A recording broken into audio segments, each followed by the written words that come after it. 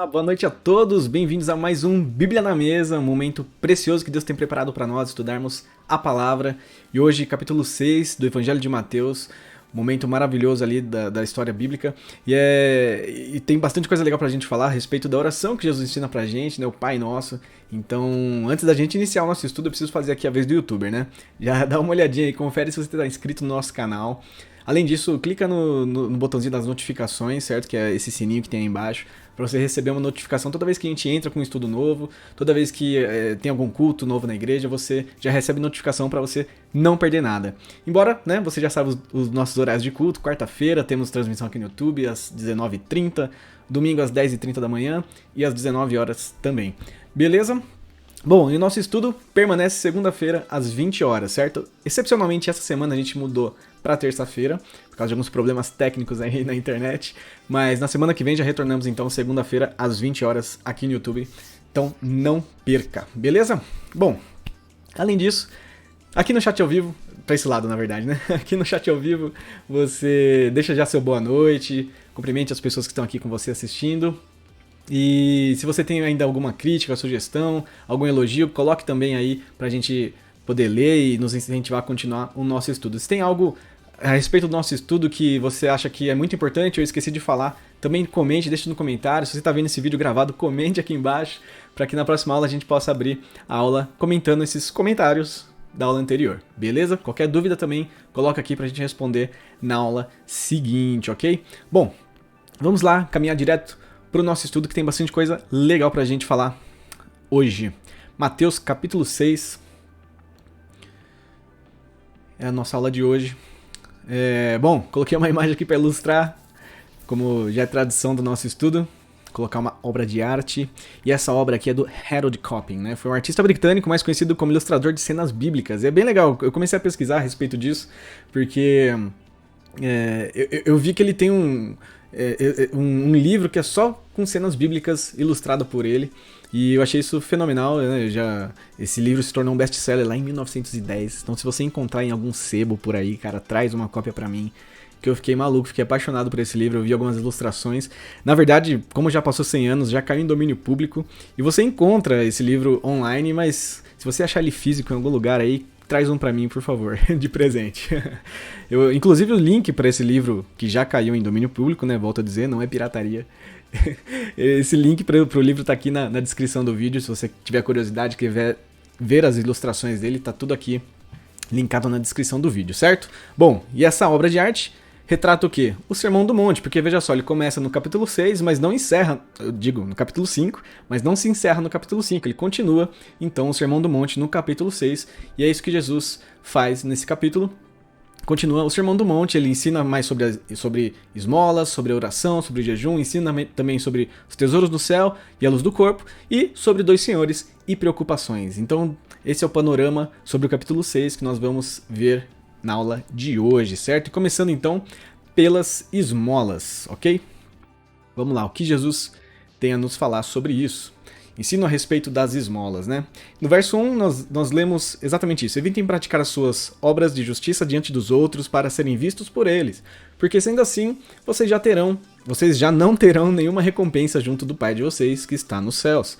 Quando, pois, você der esmola, não fique tocando trombeta nas sinagogas e nas ruas, como fazem os hipócritas, para serem elogiados pelos outros. Em verdade, lhes digo que eles já receberam a sua recompensa. Mas, ao dar esmola, que a sua mão esquerda ignore o que a mão direita está fazendo, para que a sua esmola não fique em secreto. Aliás, desculpa. Para que a sua esmola fique em secreto, e o seu Pai, que vem em secreto, lhe dará a recompensa. Bom, aqui então, Jesus começa falando a respeito da esmola e sobre a gente entregar meio em secreto, a gente não fazer isso para se mostrar. E a pergunta que fica pra gente é essa: qual é a sua real intenção ao fazer o bem? Ao fazer o bem para os outros, ao fazer tudo aquilo que a palavra nos chama para fazer, cuidar dos necessitados, qual é a sua real intenção em fazer isso? Será que você se sente... Será que é agradar a Deus, né? Será que é mostrar-se bom aos homens? Será que é para você se sentir melhor que os outros? Olha só como eu sou bonzinho, eu tô levando comida para os necessitados, para os moradores de rua, né? Quer dizer, qual é o real motivo de você ajudar o próximo, né? E aqui Jesus ele expõe a hipocrisia do homem religioso daquela época, e nós vemos que isso acontece até hoje. Esses homens, essas mulheres religiosas que fazem isso mais para se mostrar do que verdadeiramente para agradar a Deus e para fazer e cumprir o seu papel como cidadão do reino de Deus, né? E que dá esmola e faz orações para ser visto e elogiado pelos homens, né? Segundo Jesus, esse já recebeu a sua recompensa. Ser visto e louvado pelos homens, essa é a recompensa dele. O que ele está dizendo é que um cara assim deve se dar por satisfeito, por receber o que procurava, a atenção dos homens, certo? Isso nos leva a uma próxima pergunta, né? Posso postar minha boa ação nas redes sociais? E a gente vê isso acontecendo direto, pessoas que famosas até, que fazem as suas boas ações, suas doações, enfim, e eles postam isso na rede social, e eu vejo que existe bastante discussão em nosso meio sobre isso, né? Poxa, mas a Bíblia fala pra gente não ficar divulgando isso, pra gente não receber aplausos, e a questão aqui é que eu diria que sim, você pode postar nas redes sociais, mas cuidado com a forma que você posta, cuidado com o motivo que você posta, porque é exatamente isso que Jesus está falando. Veja, não é errado você divulgar o seu trabalho voluntário, não é errado você divulgar aí o voluntariado que você faz, enfim, as boas ações que você faz, né? O problema é a intenção do seu coração. E é isso que vale. No fim, o que vale é a intenção do teu coração. Por que você está postando isso nas suas redes sociais, tá ligado? Por quê? Qual a intenção do teu coração, né? Será que é para você se enaltecer? Será que é para você se mostrar bonzinho para os outros, receber aplausos das pessoas, né? Se for isso, Jesus está... Jesus fala que é exatamente isso. A sua recompensa você já recebeu, que é justamente ser visto e louvado pelos homens. Então, pode postar nas redes sociais? Pode, mas cuidado com a forma que você posta, com o motivo que você posta, porque isso pesa muito em relação às nossas boas ações, certo? Bom, continuando, o ensino sobre a oração. E aqui tem bastante coisa para a gente falar a respeito daquilo que Jesus nos ensina. Ele começa no verso 5 dizendo: "E quando orarem, não sejam como os hipócritas, que gostam de orar em pé nas sinagogas e nos cantos das praças para serem vistos pelos outros. Em verdade lhes digo que eles já receberam a sua recompensa. Mas, ao orar, entre em seu quarto e, fechada a porta, ore ao seu pai que está em secreto. E o seu pai que vem em secreto lhe dará a recompensa. E orando, não usem vãs repetições, ou seja, não falem palavras vazias como os gentios, mas porque eles pensam que por muito falar serão ouvidos." Eu deixei muito pequenininho aqui, estou com dificuldade de ler, mas peraí, vamos lá. No verso 8. "Não sejam, portanto, como eles, porque o Pai de vocês sabe o que vocês precisam antes mesmo de lhe pedirem", né? Bom, e aqui já nos leva à primeira pergunta: por que então orar se Deus já sabe o que eu vou pedir? Qual é o sentido disso? Deus já me conhece, Deus já sabe das minhas necessidades, por que orar? E a primeira resposta dessa pergunta, que tem várias respostas, a primeira delas é essa: Deus ama conversar com a gente. Deus é um Deus íntimo, Deus é um Deus de relacionamento e Ele ama conversar com a gente.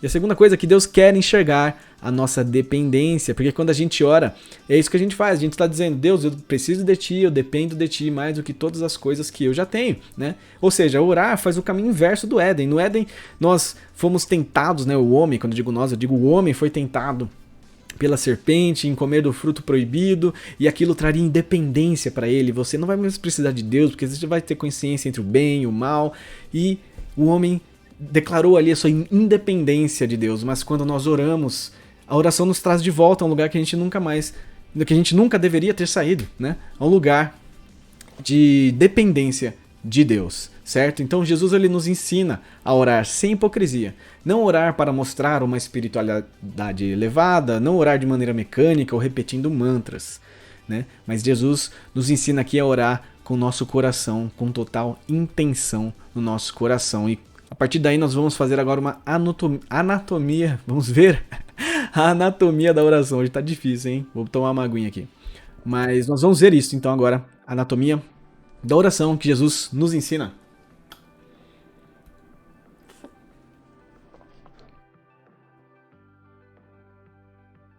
Vamos lá. Anatomia da oração. No verso 9 começa então a oração do Pai Nosso. Portanto, orem assim: Pai Nosso que estás no céu, santificado seja o teu nome. Bom, eu acredito que grande maioria dos que estão nos assistindo sabem de cor o Pai Nosso. Mas é interessante a gente fazer essa anatomia, a gente ver versículo por versículo e começar a estudar e nos aprofundar linha por linha desse texto maravilhoso da oração que Jesus nos ensina, porque é muito interessante, ele já abre chamando Deus de Pai. Isso já é maravilhoso, porque se você vê no Antigo Testamento inteiro, nenhum judeu nunca chamou Deus de Pai. Ou seja, logo quando Jesus começa a sua oração, ele já traz Deus para mais perto. E a palavra Pai aparece 10 vezes nos 18 primeiros versículos do capítulo 6 de Mateus, sabe? E nunca ninguém antes tinha chamado Deus de Pai. Ninguém ousaria ter tamanha intimidade com Deus. E essa relação de intimidade foi inaugurada por Jesus. O mais interessante é que no Novo Testamento Deus não é chamado apenas de Pai, mas em determinado momento, no Evangelho de Marcos, nós vemos que Jesus está ali em total angústia e sofrimento e ele clama e ele se dirige a Deus como Abba, que em aramaico significa papai. E é interessante, a Eloá, né, minha filhinha está com 2 anos e meio e ela me chama de pai. Ela me chama de pai, pai isso, pai aquilo, pai isso, pai aquilo. Mas ela me chama de papai também. Geralmente ela me chama de papai quando ela tá triste, quando ela se machucou, caiu, tava brincando, caiu e ela vem papai. Ou talvez quando ela tá muito feliz, ela, papai, olha isso, e ela fica toda feliz. E existe a diferença entre pai e papai. E é legal a gente ver que até Jesus usa essa diferença dessas palavras com o próprio Deus. Vez ele chama de pai e outra vez chama de papai, né? Nas cartas dos apóstolos você aprende que todo aquele que crê em Jesus pode agora chamar Deus de papai. Então Deus ele estende essa relação de intimidade e parentesco a todo aquele que recebe a Jesus. E nós temos a comprovação disso lá no Evangelho de João. Logo no capítulo 1 diz que Jesus veio para o seu próprio povo e não o receberam, mas aos que o receberam, aos que creram em seu nome, deu-lhes o direito de se tornarem filhos de Deus. Ou seja, o Pai não nos atende de forma mecânica e distante, mas de maneira pessoal e íntima. Isso é maravilhoso, veja só, não é que você não pode chamar Deus de Deus nas suas orações. Ó Deus maravilhoso, poderoso, estou aqui te clamando. Você não é proibido, não é que você não pode. Mas o que Jesus está dizendo aqui é, olha, você pode chamá-lo de Pai. Você pode trazer ele para mais perto. Sabe, é interessante a gente ver que em outras religiões, em outras nações, em outras culturas, nós vemos que tem o Deus da colheita, o Deus da pesca, tem vários deuses, e o Deus da colheita, você precisa pegar a colheita e queimar a colheita para que na próxima estação chova de novo, para você colher de novo. Então, e você tem aquele Deus que é distante, você tem que fazer algo para chamar a atenção daquele Deus. E aqui o que Jesus está fazendo e nos ensinando é, olha, você pode chamar ele de Pai. Então, Jesus ele pega Deus que está lá distante no seu trono no céu e traz ele para nós perto, para perto da gente. Fala, olha, você pode chamar ele de Pai. E é interessante porque quando você chama o seu pai de pai, seu pai aqui da terra, né? Quando você chama seu pai de pai, automaticamente você está dizendo o quê? Que você é filho dele. Com Deus é a mesma coisa, se você chama Deus de pai, automaticamente você está declarando, eu sou teu filho. Então quando você chama Deus de pai, você traz ele para mais perto, e é isso que Jesus está falando, olha só, você tem intimidade para chamar Deus de pai, sabe? Então, logo no primeiro versículo, logo na primeira frase do Pai Nosso, Jesus já nos dá essa importante lição, que a gente deve reconhecer quem Deus é, e reconhecer a nossa posição diante dele. Olha que maravilha. Seguindo então no Pai Nosso, no verso 10 diz, venha ao teu reino, seja feita a tua vontade, assim na terra como no céu. E esse deve ser o desejo daquele que ora, que é o reino de Deus. A nossa satisfação está em ver a vontade de Deus sendo feita, tanto na terra como no céu. E isso deve ser uma verdade no nosso coração. Você que ora, você que clama a Deus, você deve orar e interceder para que a vontade de Deus seja feita na tua vida, porque essa é a nossa maior satisfação, viver segundo a vontade de Deus. No verso 11 continua, o pão nosso de cada dia nos dá hoje. Não é o pão da semana, nem do mês ou do ano, né? Deus me dá o sustento do ano inteiro, que eu não vou precisar mais orar, não vou precisar mais te pedir por isso, né? Eu peço por outras coisas, mas isso eu já não vou me preocupar mais. Mas é interessante a gente parar para pensar nisso, né? O sustento diário é para nos lembrar que ele é o nosso provedor. Isso me lembra lá do povo que saiu do Egito, quando Deus liberta o seu povo do Egito, eles caminham no deserto, e Deus manda ali o maná todos os dias e cai pão do céu, cara. Isso é maravilhoso, é milagre de Deus, cai pão do céu e passa lá as codornizes, né? E cai também carne, e aquele povo era sustentado por Deus. E é interessante a gente ver que Deus fala assim, olha, vocês peguem o maná que caiu do céu, a porção que vocês vão comer hoje. Você não pega a mais pro dia seguinte ou pro próxima semana, você pega o que você vai comer hoje. E é interessante, por que Deus faz isso, sabe? É justamente para isso, para nos lembrar que Ele é o nosso provedor. Veja bem, se Deus já te desse tudo o que você precisa para o seu ano inteiro, talvez daqui a 2, 3 meses, você nem se lembrasse mais de Deus. Você nem se lembrasse mais que Ele foi que te proveu tudo isso do seu ano. Então, o sustento de Deus, ele é diário nas nossas vidas. Então, isso é maravilhoso. É maravilhoso porque mostra que Deus, ele é eterno, ou seja, para todo sempre Ele vai nos sustentar.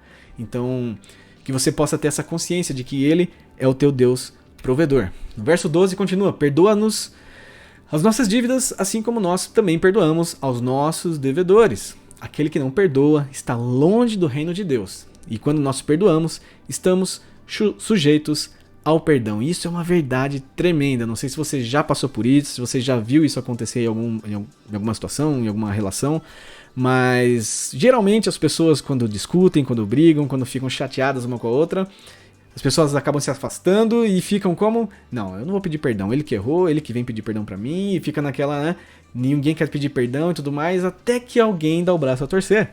E é demais quando a gente vê isso acontecendo, porque a gente vê a pessoa chegando, pedindo perdão, e o que a outra pessoa faz? Fala: não, cara, não, eu que te peço perdão, sabe? Ou seja, quando você perdoa alguém, você também está sujeito, quando você entrega perdão, você está sujeito a receber o perdão também. Isso é uma via de duas mãos, sabe? Isso é maravilhoso. Por isso, Jesus insiste no perdão. Aqui mais pra frente a gente vai ver que Jesus continua insistindo sobre essa questão do perdão, sobre nós liberarmos perdão, para que nós possamos ser perdoados também.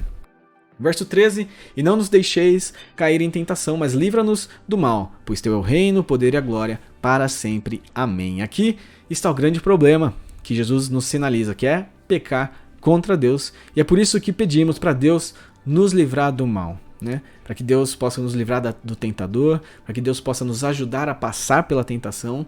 E o mais interessante é que nas outras aulas, né, nós vimos, eu não lembro se foi na aula passada ou na anterior, mas enfim, que muitas das coisas que nós passamos é permissão de Deus para as nossas vidas, né? E uma das coisas que nós chegamos à conclusão é isso, que Deus, ele permite que coisas aconteçam conosco, certo? Até mesmo a tentação se achegue para nós, para que a gente possa crescer e amadurecer e conseguir dizer não para essas coisas. Então, é interessante que isso acontece, certo? Isso acontece. Deus deixa com que a tentação chegue até nós para que a gente possa amadurecer. Mas Ele nunca vai deixar que uma tentação forte demais chegue até a gente. Eu quero dizer, uma tentação que a gente não vai conseguir suportar. Deus não vai deixar que algo ruim demais, a ponto de a gente não suportar, chegue até a gente. Deus sabe os nossos limites, então creia nisso. A tentação que você está passando, a luta, a dificuldade que você está passando, Deus está te conduzindo para que você cresça, para que você amadureça. E saiba disso, se você está passando por isso é porque você consegue passar por isso, sabe? Com a ajuda de Deus, com a ajuda da igreja, então creia nisso e tenha essa consciência do teu coração, certo? Voltando então à anatomia da oração. Nós vimos aí a oração do Pai Nosso, toda destrinchada, versículo por versículo. É interessante a gente ver isso, que Jesus ele não entrega apenas um modelo de oração, mas um modelo de vida, certo? E nós dividimos então a oração do Pai Nosso, podemos dividir ela em 3 partes, né? A primeira é justamente essa que está lá logo no versículo 1, né? Reconhecimento da posição de Deus que ocupa, reconhecimento da posição que Deus ocupa e do nosso papel nessa relação, ou seja, Deus ele é Pai, nós somos filhos, certo? Logo após isso venha o quê? Venha a nós o teu reino. Os interesses dos céus devem prevalecer sobre os interesses da terra. E, encerrando a oração do Pai Nosso, né, após reconhecer quem Deus é, vêm os pedidos intercalados pelo pedido de perdão. Então a gente pode separar a oração do Pai Nosso nesses 3 trechos e é interessante a gente ver isso, que o que Jesus entrega pra gente é um modelo, né? Não é algo que é para ser repetido, né, constantemente, até porque ele, um pouco antes, né, alguns versículos anteriores, ele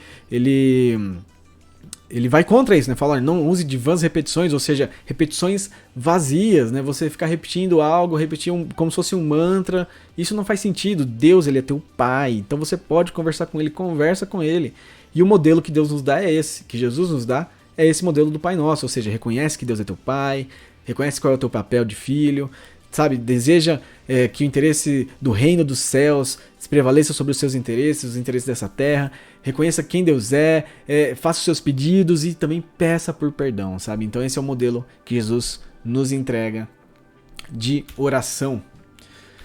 Bom, a partir daí, Jesus ainda insiste mais sobre o perdão, no verso 14 e 15, porque se perdoarem aos outros as ofensas deles, também o Pai de vocês que está no céu perdoará vocês. No verso 15, se porém não perdoarem aos outros as ofensas deles, também o Pai de vocês não perdoará as ofensas de vocês. Então, o que fica para nós a respeito do Pai Nosso é justamente isso, que religião externa não tem valor, mas a motivação correta do coração. E a capacidade de perdoar quem nos ofende é essencial para a vida cristã.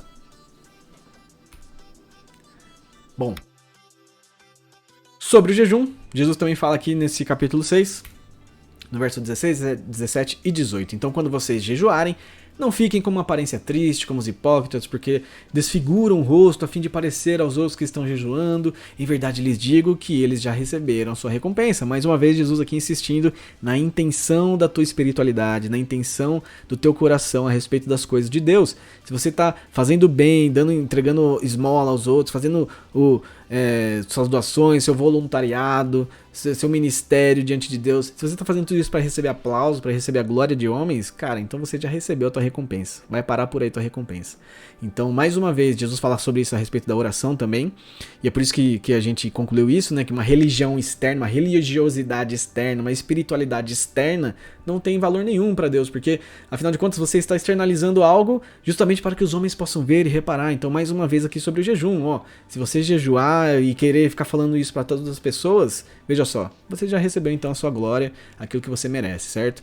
Bom, mas você, quando jejuar, no verso 17, unja a cabeça e lave o rosto, no verso 18, a fim de não parecer aos outros que você está jejuando, e sim ao seu pai em secreto. E o seu pai, que vem em secreto, lhe dará a recompensa, certo? É interessante a gente dizer algo aqui sobre o jejum, porque o jejum, ele nada mais é do que a ausência de alimento, de alimentação. Então, quando você faz o jejum, ele precisa ser de alimentação. Eu preciso confessar que antes de eu entender isso, eu realmente, até com os jovens, a gente incentivava, vamos fazer jejum de videogame, vamos fazer jejum de Netflix. E a gente pegava um período onde a gente combinava que a gente não ia assistir Netflix, por exemplo, tô dando um exemplo aqui. E aquele tempo que a gente perderia com a Netflix, a gente usava para estudar a Bíblia, para orar, para se dedicar a Deus. E é sobre isso que é o jejum, mas veja só, o jejum é sobre alimentação. O jejum é pra gente mostrar pra nossa carne que o que ela quer não é tão essencial assim. E o que nós precisamos pra sobreviver? É o videogame? É a Netflix? Não. É alimento. Então o jejum é sobre alimento, sim, certo? Você pode fazer um voto com Deus, onde você vai... Deus, olha, eu vou deixar de assistir TV essa semana inteira. Vou deixar de assistir minhas séries, meus filmes, enfim. Vou deixar do videogame de lado, as redes sociais de lado essa semana inteira. E o tempo que eu perderia com isso, eu vou investir em leitura bíblica, investir em oração. Você pode fazer esse voto com Deus, sim. Mas o jejum é importante, é interessante a gente entender que ele é a respeito da alimentação, onde a gente mostra para nossa carne que aquilo que ela mais precisa, que é o alimento, não é tão essencial assim, veja só. Afinal de contas, nem só de pão viverá o homem, né? Mas de toda palavra que vem de Deus. Então, toda vez que você fizer seu jejum, lembre-se disso, que você está mostrando para sua carne, mostrando para o seu corpo que o alimento é importante? Sim, mas a palavra de Deus é mais importante ainda, né? Então, mais uma vez, Jesus questiona a motivação da espiritualidade. Se vamos jejuar para parecer mais santos, se vamos jejuar para parecer mais espirituais, ou para parecer mais elevados que outros, é melhor nem jejuar. E é sobre isso que Jesus está falando aqui. Então, sobre essas três coisas, o que fica de exemplo para nós é justamente isso: mantenha suas disciplinas espirituais entre você e Deus. Que você não faça nenhuma dessas disciplinas espirituais, seja as doações, oração, jejum, leitura bíblica. Que você não faça isso para se mostrar aos homens, para receber aplausos, mas que você possa manter isso entre você e Deus. Show! Continuando então, Mateus 6, falar um pouco sobre tesouros no céu e luz do corpo. Verso 19 diz: não acumulem tesouro sobre a terra, onde as traças e a ferrugem corroem e onde ladrões escavam e roubam, mas ajuntem tesouros no céu, onde as traças e a ferrugem não corroem e onde ladrões não escavam nem roubam, porque onde tiver o seu tesouro, aí também estará o seu coração. Ou seja, o seu tesouro é aquilo que mais te importa, ou seja, aquilo que mais tem valor para você, isso vai ser o teu tesouro. E é interessante a gente entender isso. Poxa, mas beleza, mas o que isso tem a ver comigo? Significa que O seu coração, o seu pensamento, as suas forças vão sempre estar no teu tesouro. Por isso que é tão importante nós termos o nosso tesouro como sendo as coisas de Deus, a presença de Deus na nossa vida, sabe? E a gente tem que sempre nos questionar quais têm sido as minhas prioridades, né? E fica a pergunta aqui, quais são as suas prioridades? Porque, mais uma vez, aquilo que mais te importa é onde você vai gastar todo o seu tempo, aquilo que você vai investir o teu pensamento, a tua mente, você vai ficar pensando naquilo dias e horas, e onde o teu coração vai estar e você vai desejar aquilo todo dia e toda hora. Então, onde está o teu tesouro, né? Quais são as suas prioridades? É por isso que a sua prioridade deve ser sempre a presença de Deus na sua vida, certo? A partir daí, Jesus fala sobre a luz do corpo. Os olhos são a lâmpada do corpo. Se os seus olhos forem bons, todo o seu corpo será cheio de luz. Se, porém, os seus olhos forem maus, todo o seu corpo estará em trevas. Portanto, se a luz que existe em você são trevas, que grandes trevas serão. Sabe, irmãos, não devemos olhar para as coisas que não podemos ter. Não podemos olhar com desejo para essas coisas que nós não podemos ter. Aqui o que Jesus está falando vai além disso. Mas veja só como é importante a gente falar sobre isso também, né? Ou seja, os teus olhos são a luz do corpo. Se você olha com desejo para uma mulher, ou para um homem, ou para alguma situação que você não pode ter, que você sabe que você vai estar em pecado, veja só, você está trazendo trevas para dentro da sua vida, certo? Além disso, isso vai além, né? Não devemos olhar para as situações como se fossem coisas péssimas. Veja só, eu vou explicar o que eu quero dizer com isso aqui. Lá também, de novo, citando o povo que saiu do Egito, que Deus libertou do Egito, eles estavam caminhando no deserto. Em determinado momento, eles viram para Moisés e falam, poxa, Moisés, era melhor a gente estar no Egito ainda. Era melhor a gente estar sendo escravo lá, que lá pelo menos a gente tinha alimento, lá a gente tinha água. Aqui no deserto está muito difícil. Ou seja, aquelas pessoas estavam olhando para aquela situação que eles estavam, uma situação de liberdade, eles foram libertos da escravidão, e eles estavam olhando para aquilo com olhos ruins, como se fossem coisas péssimas. Mas veja só, Deus havia libertado eles da escravidão, e eles estavam olhando a liberdade como se fosse algo ruim, sabe? Veja só, talvez você se chegou aqui em Jundiaí, e eu estou usando isso de exemplo porque Jundiaí é uma cidade que tem pouco jundiaense. Na minha família mesmo só tem 2 jundiaenses, né? Minha irmã nasceu em Jundiaí e a minha filha nasceu em Jundiaí, só. Todo o resto veio de fora e se alocou aqui em Jundiaí. Talvez você já chegou aqui na cidade por motivo de trabalho, não importa, mas para fugir do trânsito de São Paulo, da violência, não importa. Você tá aqui em Jundiaí. E como é triste, eu vejo muitas pessoas às vezes maldizendo a cidade, sabe? Falando, Jundiaí é ruim, não gosto de Jundiaí, os mercados só fica até as 10 da noite, aqui é ruim, não tem restaurante bom. E a gente vê as pessoas maldizendo, ou seja, com um olhar ruim a respeito de onde você está morando. Sabe, veja só, talvez você prefira outro lugar, e não tem problema você preferir. O problema está em você começar a maldizer o lugar que você está, maldizer o lugar onde você mora, você maldizer o lugar que você trabalha, você fala, nossa, como é ruim esse trabalho, sabe, creia que Deus te colocou aí onde você está, sabe, Deus te tirou de uma situação ruim, Deus te tirou do Egito, te deu liberdade para você estar onde você está hoje, então tenha olhos bons, comece a enxergar, poxa, eu não gosto tanto de Jundiaí, mas que bênção que Deus me colocou aqui no lugar que eu tô, sabe, no bairro onde eu moro, na igreja que eu tô congregando, que bênção que é ter meus irmãos, ter meus vizinhos, que bênção que é que meu marido tá empregado, que minha esposa tá empregada, que meus filhos estão estudando, sabe, então comece a olhar a sua vida com bons olhos. É claro, veja só, existe uma linha tênue entre a gente não gostar de alguma situação e a gente viver reclamando dela, entende? O que eu quero dizer, e eu vou encerrar já esse assunto, mas o que eu quero dizer é que não tem problema você não gostar de onde você mora, de onde você trabalha, de onde você estuda, não tem problema, isso é normal, acontece. Às vezes a gente se decepciona com situações. Agora, o problema é quando a gente começa a resmungar e murmurar. O que vai acontecer é o que está escrito justamente no verso 23. Se porém seus olhos forem maus, todo o seu corpo estará em trevas. Ou seja, qualquer situação que acontecer, você já vai estar chateado, e você já vai estar bravo, já vai estar... Enfim, então você precisa, sim, ter bons olhos a respeito das pessoas que estão ao seu redor. Bons olhos a respeito de onde você trabalha, a respeito de onde você mora.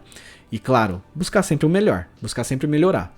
Mas onde você está hoje, comece a olhar com olhos bons, sabe? Porque afinal de contas, eu creio que Deus, ele direciona a sua vida. E eu escrevi errado aí, né? Creia que Deus tem direcionado a sua vida, a sua vida. Creia que Deus tem direcionado, então você está no lugar que você está hoje, porque Deus te colocou. Então olhe sempre com bons olhos, certo? Bom, Continuando ainda Mateus capítulo 6, Jesus fala sobre os dois senhores e sobre as preocupações.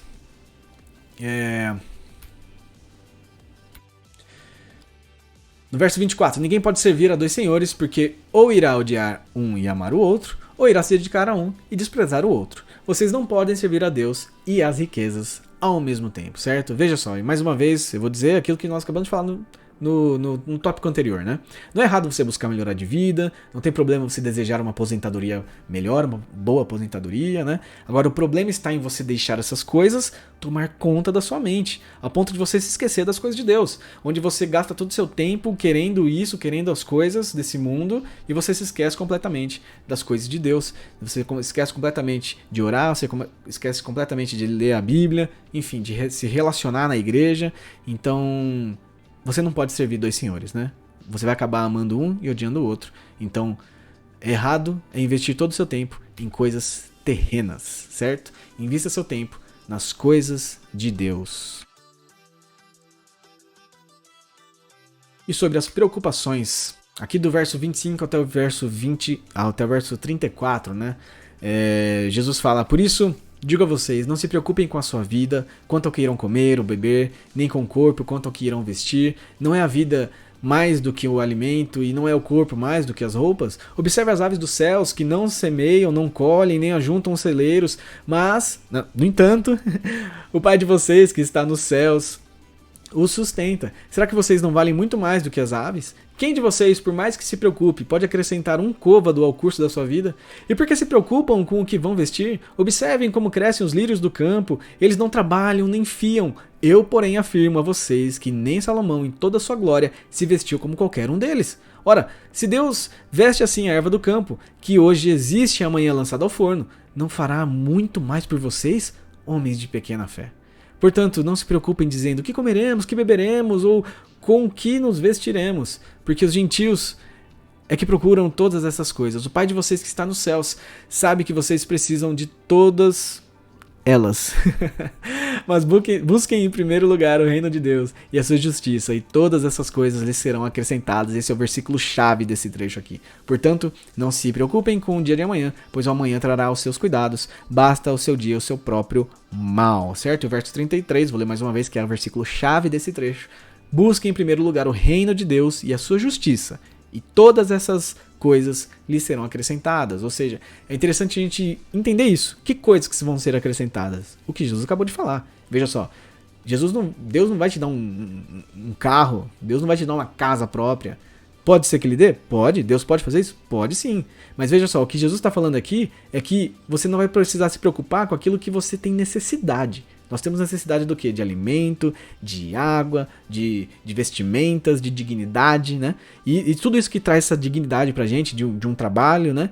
Deus vai prover pra gente. Veja só, por isso é muito mais importante a gente colocar o reino de Deus em primeiro lugar nas nossas vidas, porque essas coisas que são necessárias pra gente, Deus é capaz de nos dar.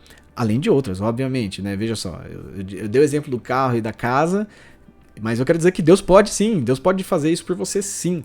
Mas é muito importante a gente deixar as nossas prioridades serem as coisas de Deus, certo? E o que fica pra gente desse trecho é: deixe o desespero de lado, ok? Você tem se preocupado demais a respeito da sua vida, como vai ser o dia de amanhã, como vai ser o restante do ano e o próximo semestre, e os clientes, ai meu Deus, as vendas, e o meu trabalho, e não sei o que, aquela promoção não sai, e o Enem, e a faculdade, e a gente fica preocupado com todas essas coisas. E o que Jesus está falando, olha, se dediquem a mim, sabe? Continue estudando aí, online, sabe? Continue lendo a Bíblia, continue fazendo as suas disciplinas espirituais, oração, continue entregando o seu dízimo, a sua oferta, continue fazendo todas essas coisas que eu vou cuidar de todo o resto. Então, não se preocupe, não se preocupe, Deus é contigo, certo? E a partir daí nós já vamos então para o resumo e aplicação desse nosso estudo para nossa vida. Já passamos dos 30 minutos, né? Vamos tentar manter uma média de 30 minutos no nosso estudo para que você possa ter aí mais um momento de reflexão com a sua família, certo? Então, para resumir tudo isso que nós vimos hoje, primeiro vamos falar um pouco sobre esmola, oração e jejum, certo? Resumidamente, para que a gente não se esqueça. Bom, faça o bem com a intenção correta no seu coração. Quando orar, lembre-se de quem Deus é, ou seja, Ele é Pai, e da sua posição diante dele, filho. Exalte-o e clame pelos seus pedidos e pelo seu perdão. Aprenda a perdoar aqueles que te ofendem e mantenha suas disciplinas espirituais entre você e Deus, certo? Depois, sobre tesouros, luz, dois senhores e preocupações, né? Busque uma vida melhor, mas não deixe isso tomar todo o seu tempo. Invista nas coisas de Deus, invista em seu relacionamento com Ele, deixe Deus ser prioridade em sua vida e tenha sempre bons olhos. Não se preocupe, mas confie no Senhor. E aplicação para a nossa vida desse nosso estudo de hoje. Tenha a intenção correta no seu coração quando fizer o bem. Sua oração deve ser intencional e pessoal. Mantenha suas disciplinas espirituais entre você e Deus. Aprenda a perdoar, tenha sempre bons olhos, não se desespere, Deus cuida de ti e invista seu tempo nas coisas de Deus e deixe Deus ser prioridade em sua vida. Esse foi o nosso estudo de hoje sobre o capítulo 6 do Evangelho de Mateus. Realmente espero que você esteja sendo abençoado. Se você tem alguma dúvida, alguma sugestão, deixa aqui nos comentários. Na semana que vem nós abrimos a aula lendo sobre esses comentários, certo? Além disso, aqui na descrição do vídeo tem a bibliografia de hoje, né, os estudos que eu usei como base para a aula de hoje. Tem os slides da aula se você quer ler com mais paciência aí. Você quer ler de novo, enfim. Tem aqui todos os links na descrição do vídeo, ok? Bom, então aproveita que você está com sua Bíblia aí na mesa, aproveita que você está com sua família aí, estão participando desse nosso estudo e já leiam juntos agora o próximo capítulo da nossa aula da semana que vem, segunda-feira às 8, não se esqueça, certo? Que vai ser então o próximo capítulo, capítulo 7 de Mateus. Então aproveite e já leia aí em 10, 15, 20 minutinhos, vocês terminam e já ficam prontos para a nossa próxima aula.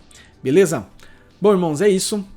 Eu realmente espero que vocês tenham sido abençoados pelo nosso estudo de hoje.